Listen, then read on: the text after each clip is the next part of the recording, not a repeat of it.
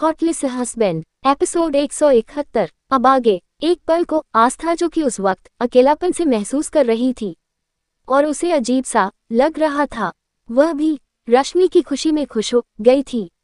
वही अब अरमान सिंघानिया गहरी नजरों से सिर्फ वहां बैठा हुआ आस्था को ही घूर रहा था। वही प्रियंका ने अपनी साड़ी का पल्लू थोड़ा सा साइड में सरका दिया था ताकि अरमान उसकी ओर देखें और उसके खूबसूरत जिस्म को देखें। अपने जिस्म को दिखाने की वह पूरी कोशिश कर रही थी, क्योंकि वह जो कुछ कर रही थी नानी माँ की नजरों से बचकर कर रही थी, क्योंकि नानी माँ की गहरी नजरें इस वक्त प्रियंका पर ही टिकी हुई थी और वही अरमान आस्था के अलावा किसी को देखा भी नहीं रहा था। आस्था को अपने पूरे जिस्म पर अरमान की गहरी तपिश महसूस हो रही थी, लेकिन उस वक्त वह वहां किसी से कुछ नहीं कह पा रही थी।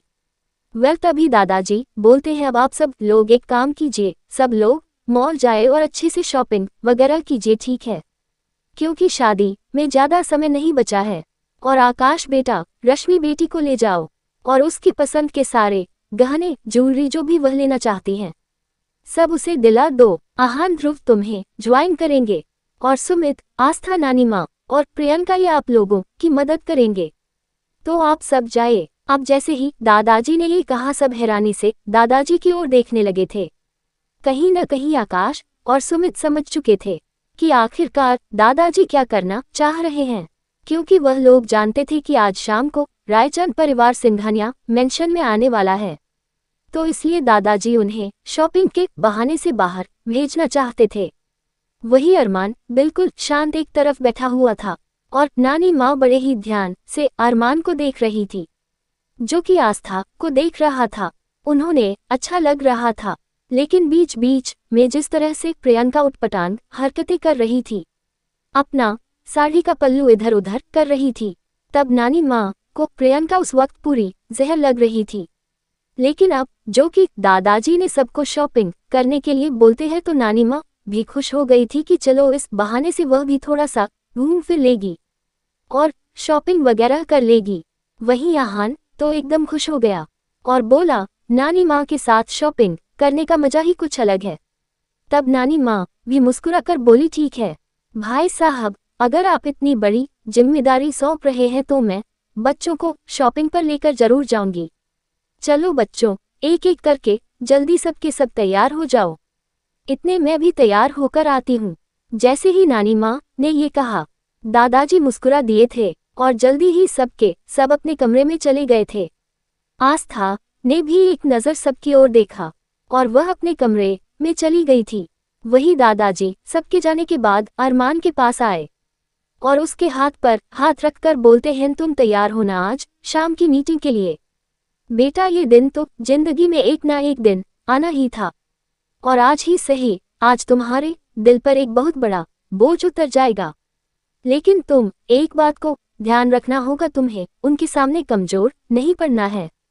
दादाजी एक बार फिर अरमान को समझाने लगे थे। वही अरमान केवल सपाट लुक के साथ दादाजी को देखता हुआ अपने लैपटॉप में खो गया था। तभी दादाजी की नज़र मारिया और टाइगर पर पड़ती है।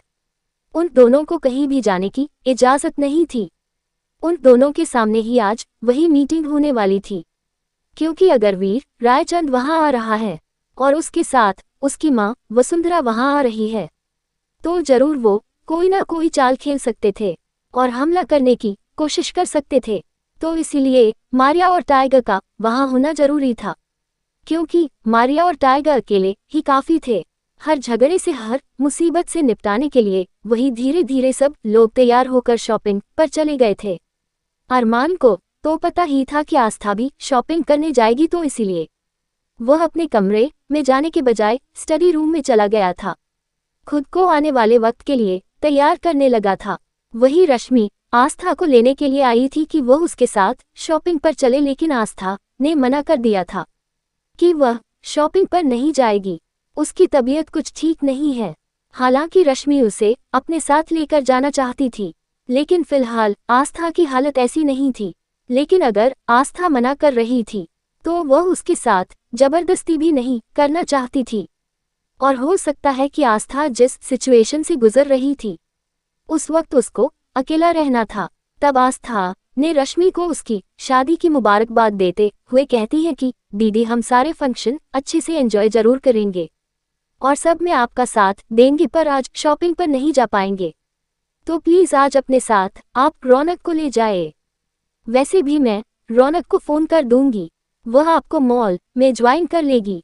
तब रश्मि के चेहरे पर बड़ी सी मुस्कुराहट थी और वो आंखों में चमक लिए बोली ठीक है, लेकिन अब शादी की शॉपिंग लगी ही रहेगी, लेकिन तुम्हारे बिना मेरी हर खुशी अधूरी है आस्था। ऐसा बोलकर रश्मि आस्था से विदा लेकर शॉपिंग के लिए निकल गए थी। दादाजी को तो ये लगा था कि पूरा का पूरा घर खाली हो चुका है, लेकिन आस्था उस वक्त घर में मौजूद थी। ये बात उन्हें नहीं पता थी क्योंकि उसे वक्त सबको शॉपिंग पर भेजने के बाद वो भी अपने कमरे में चले गए थे। आस्था अपने कमरे में थी और सोच रही थी कि आखिरकार अरमान इस तरह से क्यों रो रहा था। ऐसी क्या बात थी, कहीं ना कहीं इस बात के बारे में वह पता लगाना चाहती थी। तभी आस्था बालकनी में खड़ी होकर ये सारी बातें सोच रही थी कि तभी अचानक उसे सिंघानिया मेंशन के बाहर ढेर सारी गाड़ियां और रुकने की आवाजें सुनाई दी थी। गाड़ियां जिस तरह से रुकी थी तो इस बात का अंदाजा लगाया जा सकता था कि इस वक्त सिंघानिया मेंशन में कम से कम 40 से 50 गाड़ियां एक साथ आकर रुकी है। आस्था हैरानी से देखने लगती है। चारों तरफ ब्लैक और व्हाइट कलर की गाड़ियां, ब्लैक कलर की गाड़ियां ही गाड़ियां थी और एक से बढ़कर एक महंगी गाड़ियां थी। आस्था को बालकनी से ज्यादा कुछ खास दिखाई तो नहीं दे रहा था, लेकिन इतना जरूर दिखाई दे रहा था कि उस गाड़ी में से कितने ही सारे काले कपड़े में बॉडीगार्ड निकल रहे थे और बॉडीगार्ड के बीच में से वीर रायचंद और उसकी मां वसुंधरा रायचंद बिल्कुल पावरफुल पर्सनैलिटी, पावरफुल ऑरा के साथ सिंघानिया मेंशन में आ रहे थे। लेकिन सिक्योरिटी गार्ड्स ने उन्हें रोक लिया और उसकी तलाशी ली जाने लगी थी और वसुंधरा जी सिक्योरिटी गार्ड्स के इस तरह से रोकने पर तिरछी सी मुस्कुराहट उन्हें देती हुई अंदर जाने लगी थी। और जैसे ही वह लोग अंदर गए और अंदर से सिंघानिया मेंशन को देखा तो हैरान हो गई थी। अरमान ने आज तक उन्हें कभी कोई अपॉइंटमेंट नहीं दी थी और नहीं उनसे मिलने की कोशिश की थी, लेकिन अब वीर रायचंद ने भले ही 1-2 बार अरमान को देखा हो या फिर उसके मीटिंग्स वगैरह में उससे मिला हो, लेकिन इस तरह से वो पर्सनली अरमान सिंघानिया से कभी नहीं मिला था।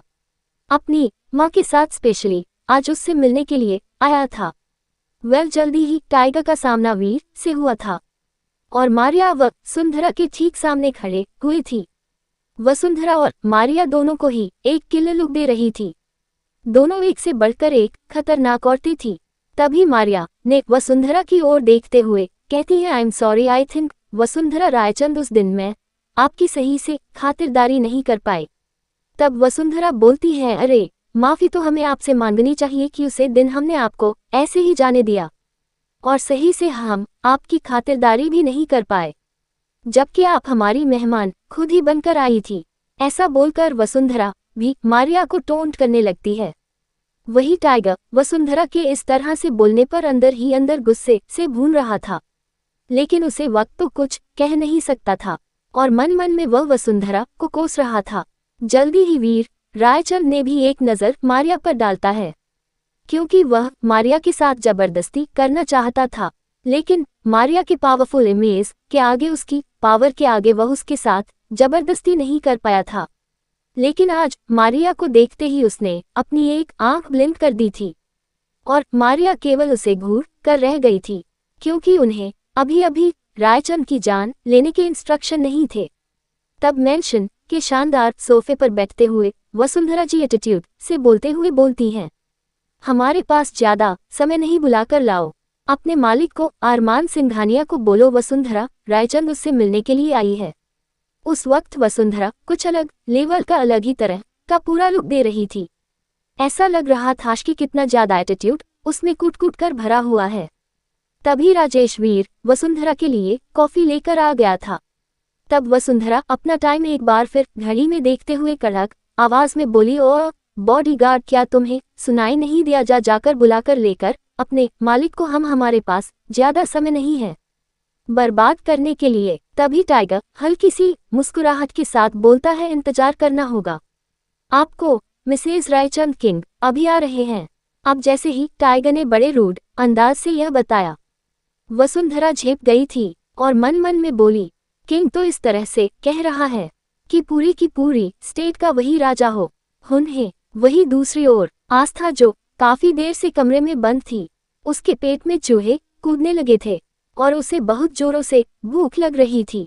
उसने सोचा कि वह बाहर जाए ना जाए, कुछ खाए या खाए, कहीं उसका सामना अरमान से हो गया तो, क्योंकि वह अरमान का सामना करने में झिझक रही थी। साथ ही साथ आस्था ने बालकनी से जो सारी गाड़ियां रुकते हुए सुनी थी और कुछ लोगों को अंदर आते हुए देखा था, तो उसे लगने लगा था कि शायद अरमान सिंघानिया अपनी कोई मीटिंग घर से ही कर रहा हो, तो क्या उनके सामने जाना ठीक रहेगा। लेकिन जब से उसने अरमान को दादाजी के साथ इस तरह से बच्चों की तरह रोते हुए देखा था, तब से उसके मन में ये जानने की इच्छा भी जन्म ले चुकी थी कि आखिरकार अरमान इस तरह से क्यों रो रहा था। क्योंकि भले ही अरमान से वह गुस्सा थी, वह भी उसकी हार के लिए, लेकिन इस तरह से अरमान को रोते हुए भी तो नहीं देख सकती थी। आखिरकार वह उसका पति था, उसे अभी थोड़ी देर और इंतजार करना चाहिए। उसके बाद अगर कोई उसके लिए खाना लेकर नहीं आया तो वह खुद ही जाकर खा लेंगी। तो ये सोचते हुए आस्था अपने कमरे में ही रुक गई थी। वही दूसरी ओर वसुंधरा और वीर रायचंद को इंतजार करते हुए 20 मिनट से ज्यादा हो चुके थे, लेकिन अभी तक अरमान नहीं आया था। वसुंधरा पूरी तरह से गुस्से से भर उठी थी और बोलती है, हमने ये खबर पहले ही भिजवा दी थी कि हम अरमान सिंघानिया से मिलना चाहते हैं, तो फिर आप लोगों की हिम्मत कैसे हुई इस तरह से हमारी बेइज्जती करने की। हमने कहा ना हमें उससे मिलना है। बुलवाओ, वो कहाँ छुपा कर बैठा हुआ है, या वो हमारे सामने आना ही नहीं चाहता, छुप छुप कर हम पर वार करता है, अपने चमचों के द्वारा हमारे सारे धंधे को बंद करवाता है। आज तो मैं अरमान सिंघानिया से सारा हिसाब लेकर रहूंगी। बुलाकर लाओ उसको। वसुंधरा बड़े ही एटीट्यूड के साथ टांग पर टांग चढ़ाकर अरमान की हेड चेयर पर बैठी हुई बोल रही थी। तभी वसुंधरा और वीर रायचंद को सीढ़ियों पर से किसी के आने की आहट सुनाई दी थी और दोनों मूड करोस और देखने लगे थे। बड़े ही पावरफुल ऑरा के साथ अरमान सिंघानिया वहां आ रहा था। अब जैसे ही अरमान सिंघानिया इतने पावरफुल ऑरा के साथ वहां आया, वसुंधरा रायचंद अपनी सीट पर बैठ नहीं पाए थी। उसे देखते ही वह फटाफट से खड़ी हुई थी, क्योंकि वसुंधरा जिस चेयर पर बैठी थी, जो कि अरमान की थी, और अरमान को देखते ही उसके पर्सनैलिटी को देखते हैं, वह एकदम से उठ खड़ी हुई थी। तभी अरमान आकर सीधा उस चेयर पर बैठ गया था और टांग पर टांग रखकर वसुंधरा के सामने बैठ चुका था। वही वसुंधरा हैरान हो गई थी। वो अरमान देखकर कितनी ही देर तक अब उसकी शक्ल में खोसी गई थी, क्योंकि अरमान की शक्ल उसे कुछ जानी पहचानी सी लग रही थी। वह जल्दी ही अरमान ने अपने हाथ का इशारा करके वसुंधरा को सामने वाले सोफे पर बैठने के लिए कह दिया था और वह जाकर एटीट्यूड के साथ वहां बैठ गई थी। वही वीर रायचंद अरमान की ओर देखता हुआ बोलता है, अरमान सिंघानिया उर्फ डेविल किंग, तुम जानते हो पूरे स्टेट की पुलिस डेविल किंग को ढूंढ रही है। अगर मैं ये इन्फॉर्मेशन पुलिस ऑफिसर्स को दे दूं तो तुम्हारा क्या होगा। तब अरमान सिंघानिया बस केवल तिरछा सा मुस्कुराया था। अब वीर को अपनी बेइज्जती से महसूस हुई थी। उसे ऐसा लग रहा था कि मानो के अरमान के सामने बोलता हुआ एकदम वह बेवकूफ नजर आ रहा था। वही वसुंधरा अरमान की ओर देखकर बोलती है, आखिरकार तुम्हारी हमसे दुश्मनी क्या है। हाँ, क्यों हमारे पीछे पड़े हुए। हमारी दुनिया में इतने सारे लोग इलीगल धंधे करते हैं, इलीगल काम करते हैं। अगर तुम्हें सभी समाज सेवा का तुमने ठेका उठा रखा है, तो उन लोगों को क्यों नहीं पकड़ते हो। तुम हमारा काम धंधा बंद करने में क्यों लगे हुए हो।